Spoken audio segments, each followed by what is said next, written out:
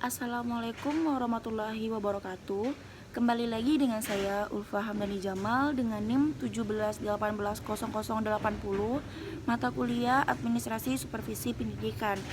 Nah, di sini saya akan membahas kembali materi yang sudah dikasih sama Bapak tentang administrasi sarana dan prasarana pendidikan. Administrasi sarana dan prasarana pendidikan merupakan salah satu proses kegiatan yang direncanakan dan diusahakan secara sengaja dan bersungguh-sungguh dalam pembinaan secara kontinu terhadap benda-benda pendidikan agar senantiasa siap pakai atau ready for us dalam PBM sehingga PBM semakin efektif dan efisien dapat digunakan untuk membantu tercapai tujuannya pendidikan yang telah ditetapkan. Kemudian, proses belajar mengajar atau PBM atau kegiatan belajar mengajar KBM akan semakin sukses bila ditunjang dengan sarana dan prasarana pendidikan yang memadai, sehingga pemerintah pun selalu berupaya untuk secara terus-menerus melengkapi sarana dan prasarana pendidikan bagi seluruh jenjang dan tingkat pendidikan, sehingga kekayaan fisik negara yang berupa sarana dan prasarana pendidikan telah menjadi sangat besar. Kemudian, fasilitas atau benda-benda pendidikan dapat ditinjau dari fungsi, jenis, atau sifatnya. Yang pertama itu ditinjau dari fungsinya terhadap PBM. Prasarana pendidikan berfungsi tidak langsung atau kehadirannya tidak sangat menentukan. Termasuk dalam prasarana pendidikan adalah tanah, halaman, pagar, tanaman, gedung atau bangunan sekolah, jaringan jalan, air, listrik, telepon, serta perabot atau mebel. Sedangkan sarana pendidikan berfungsi langsung atau kehadirannya sangat menentukan terhadap PBM seperti alat peraga, alat praktek, dan media pendidikan. Ada juga yang beranggapan bahwa apabila ditinjau dari fungsinya terhadap PBM, maka sarana pendidikan atau sarana material dibedakan menjadi 3 macam, yaitu alat pelajaran, alat peraga, yang terakhir ditinjau dari sifat barangnya. Nah, dari alat peraga ini, media pembelajaran, yang selanjutnya ditinjau dari jenisnya. Fasilitas pendidikan dapat dibedakan menjadi fasilitas fisik dan fasilitas non-fisik.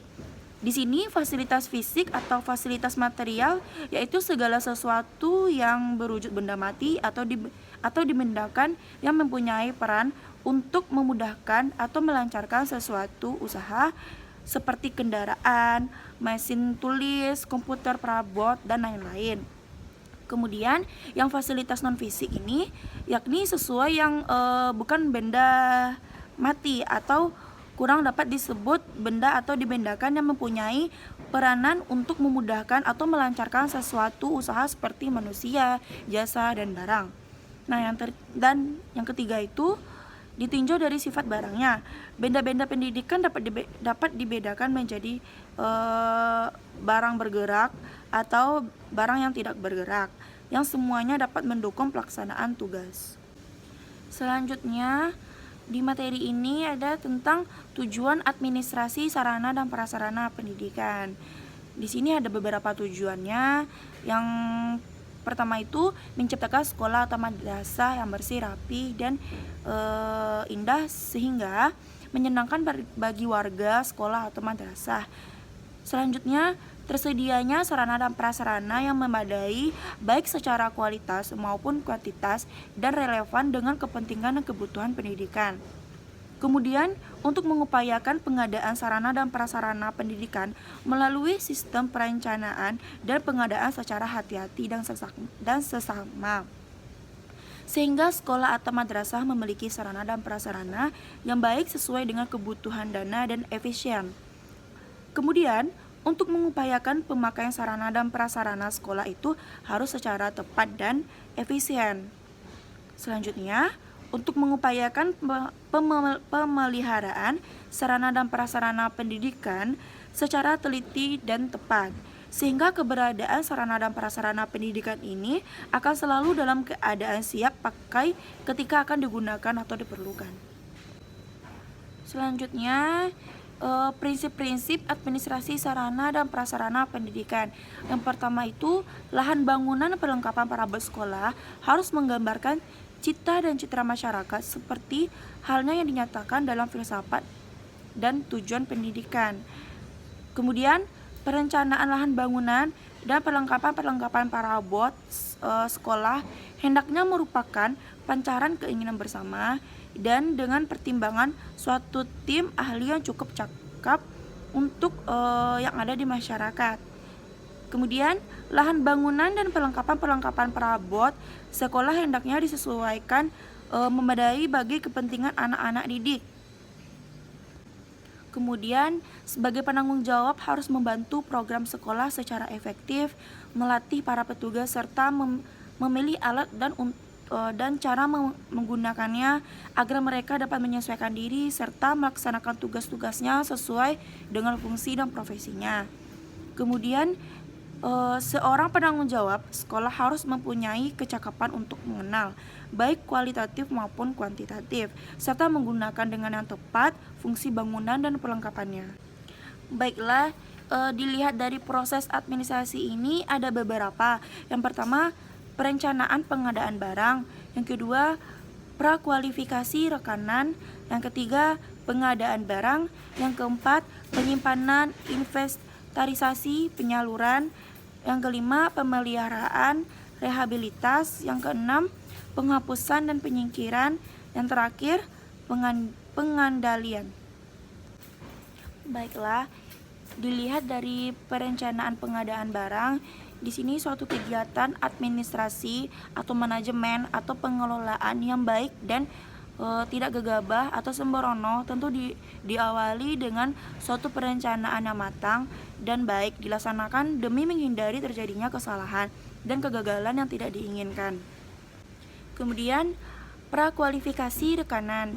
Pengadaan sarana dan prasarana pendidikan melalui pembelian sebagai tindak lanjut pelaksanaan DIK dilakukan dengan sistem lelang atau tender yang diikuti oleh para rekanan untuk menghindari berbagai kemungkinan yang tidak diinginkan seperti penyalahgunaan, spekulasi, manipulasi, serta perbuatan-perbuatan sembrono lainnya. Selanjutnya, pengadaan barang. Pengadaan merupakan segala kegiatan untuk menyediakan semua keperluan barang, jasa, atau benda bagi keperluan pelaksanaan tugas. Yang selanjutnya, penyimpanan. Setelah pengadaan barang terrealisasikan, maka kegiatan selanjutnya yang dilakukan ialah menampung atau mewadahi hasil pengadaan barang-barang tersebut demi keamanannya, baik yang belum maupun yang akan didistribusikan disebut penyimpanan. Kemudian, inventarisasi. Di sini kegiatan untuk mencatat atau menyusun daftar barang-barang atau bahan yang ada secara teratur menurut ketentuan yang berlaku. Kemudian, penyaluran. Nah, penyaluran merupakan kegiatan yang menyangkut pemindahan barang dan tanggung jawab dari instansi atau pemegang yang satu kepada instansi atau pemegang yang lainnya. Kemudian, pemeliharaan.